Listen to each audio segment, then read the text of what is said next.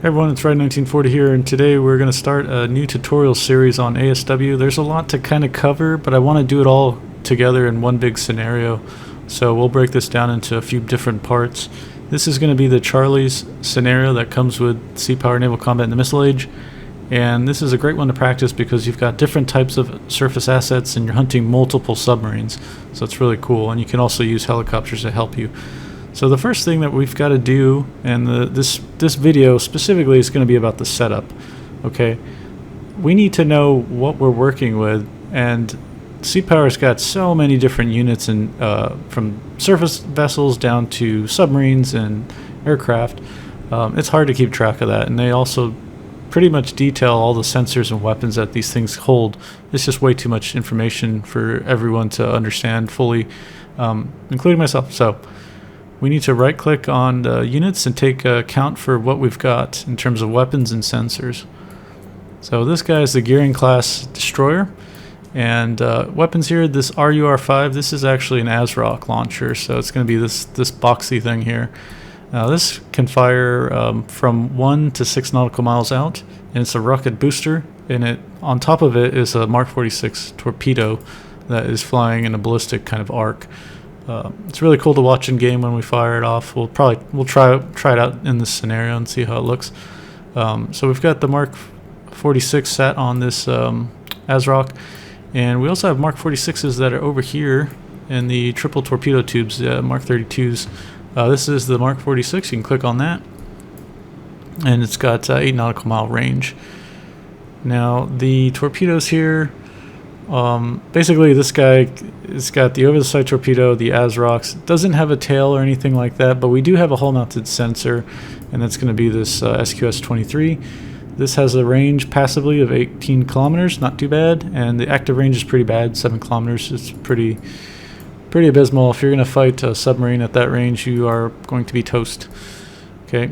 I should bring up another thing about the Mark 46 torpedo. This is an 8 nautical mile range, right? If you are fighting a submarine within 8 nautical miles, it's pretty dangerous. It's kind of like a knife fight. We want to stay away from the submarine as much as possible. So the way to do that is to either use ASROCs or to use helicopters. So we can reach out and touch somebody and keep the ship safely away from the submarine. Okay, we don't want to be in that bubble because it is like a knife fight in a phone booth with 2 people, and it's just going after it. Okay, so this is the Gearing class destroyer. We're going to go over here. This is the Belknap class. Now we can check out what we've got. Alright, once again, RUR-5, that's going to be the ASROC launcher with Mark 46 torpedoes on top of it. Mark 46 over the side torpedoes over here. You can see the triple torpedo tube right there. Okay, what these would primarily be used for, we'll do it in the scenario I'll show you. This is a great way to do a counterfire, just to kind of reset the situation, fire a torpedo down the line of bearing that you got shot at, and just run. And hopefully that's going to force the other guy to maneuver because he doesn't want to get hit by a torpedo, and he's got to assume that you actually knew where he was at. Okay, now we can click on the SQS-26 here, and it's going to give us a range 22 kilometers. It's pretty good for the passive range. Active range, a little bit more than that destroyer, 10 kilometers instead of 7. Not too bad. Okay, this one's pretty good. We also have SH2, which we didn't have on the destroyer. Now this guy has SSQ-53 dive-fire sonobuoys. They're passive. They don't have the range on this, but I think it's 2 or 3 nautical miles. Of course, if things are louder, you can detect them further away. We got 2 Mark 46 torpedoes that are carried on this guy. We also got the magnetic anomaly detector. The range says 1. I'm not sure what that means, but what unit of measurement that is. But basically, you have to be right on top of the submarine, and then you get you'll get a little icon that shows up in gray where the sub was at as you did that. Kind of fades away over time because it's just in that moment you've detected it. If you get a mad hit, that's perfect because at that point you can just circle around with their sonobuoys, and the sub is toast. Okay, that's the Belknap class. We have finally the Stossen, which is an Oliver Hazard Perry frigate. Now, I was a Sonar Supervisor in the United States Navy. I was on an Oliver Hazard Perry class frigate. I was on one of the long haul ones. The main difference you'd be able to see here is we call it there's like a poop deck back here. It kind of steps down a little, and this is extended 4 to 8 feet, I think, and that was to put the TACTAS array and to be able to accommodate the SH-60s. Everything else, though, is pretty much the same. And for this guy, we don't have an ASROC launcher. This is just the Mark 13, which holds the SM-1s and harpoons and a missile mag down here. And then we've got the Mark 46 over-the-side torpedoes. And we have SH-2s, once again, two helicopters this time, unlike the Belknap, but they both carry 2 torpedoes and 15 sonobuoys.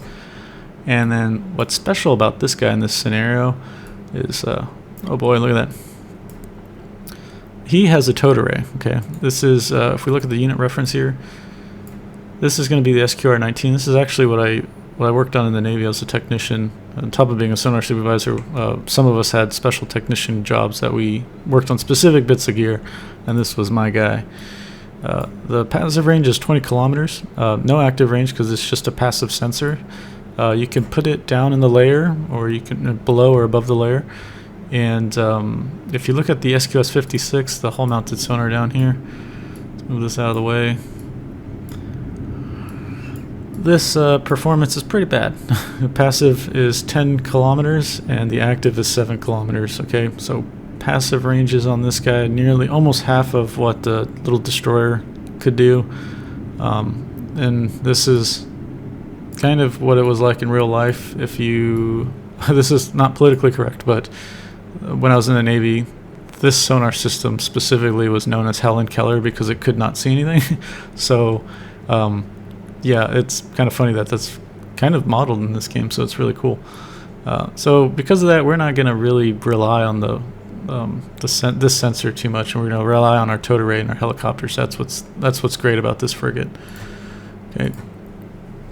So if we're looking at all the systems total with all our vessels, we've got 1 towed array, and we've got towed decoy. We've got 3 helicopters total, and everybody has hull-mounted sensors that go passive and active. Okay. When you're setting up for a scenario, the key thing, if you have guys that stream tails, you've got to check for that, and then you want to also make sure that you know where they're at, if they're going to be below the layer, above the layer. I like putting the tail below the layer because we'll just assume our hull-mounted sensors are going to be better at searching above the layer, and our helicopters and the sonobuoys and stuff are going to be sitting on above the layer, basically detecting things. So you're free to change that up too. If you want to take a peek below the layer and then check above the layer, you can totally do that.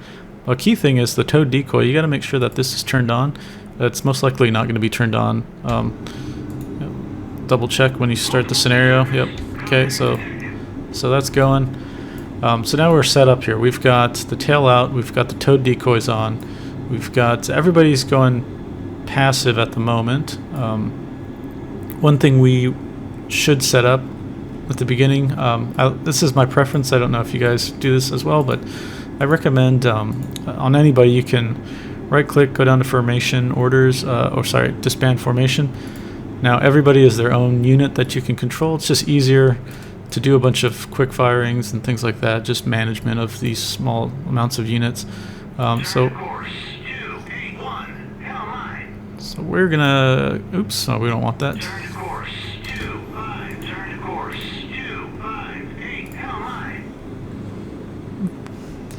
Okay, we'll like the Stanley's course. We'll make sure the Tucker's got a good course. I'm keeping this in line with what the scenario has put us on, because that's probably how the mission designer designed the kind of the conflict that's going to happen in this mission. Okay. Once we've got our waypoints how we like it, we want to slow down. We don't want to go too slow, but I like to make myself go, well, let's get this guy out of here.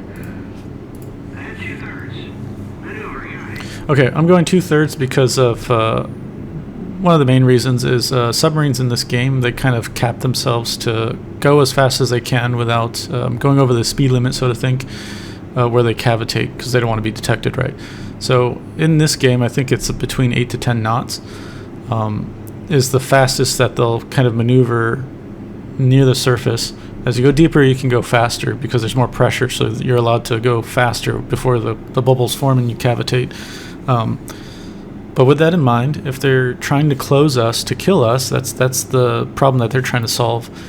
We want to make that hard for them. So as long as we stay above those speeds, then it's going to make it more difficult for him to close the gap, to get in the firing position or whatever, as long as we keep our speed up. But the thing is, we've got this gray area where we can't go too much faster, because if we do that, there's sensor degradation that is modeled, where flow noise and stuff is increases and goes over the array or the hull mounted sensor, and then it reduces the effectiveness of that sensor.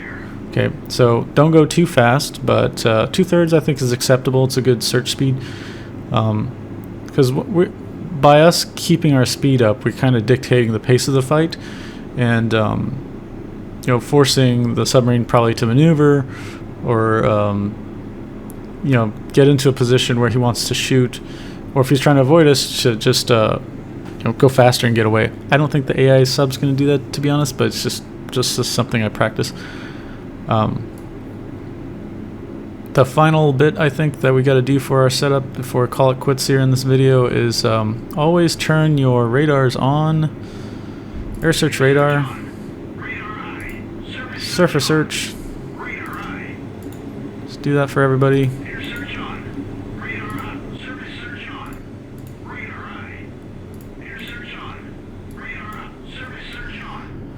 Alright, why did I go ahead and do all that? Well, the thing is, with SSGNs and some other types of submarines, you could fire missiles from them, right? So we want to make sure our surface search, our air search radar is on, so that we can detect that threat if it does happen.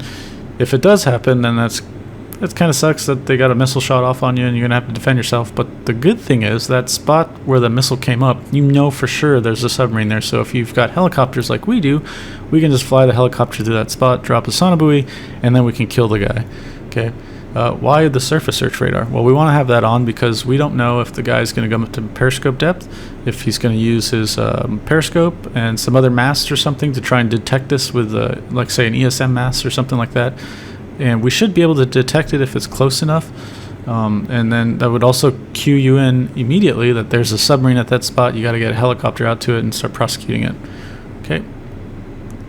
Now, I think that's it for this video. We'll continue on in the next one. That'll be the start of the search phase. This was kind of just a setup, and what we went over was the importance of knowing the units that you've got in terms of their sensor capabilities and their ranges. We showed you how to do that.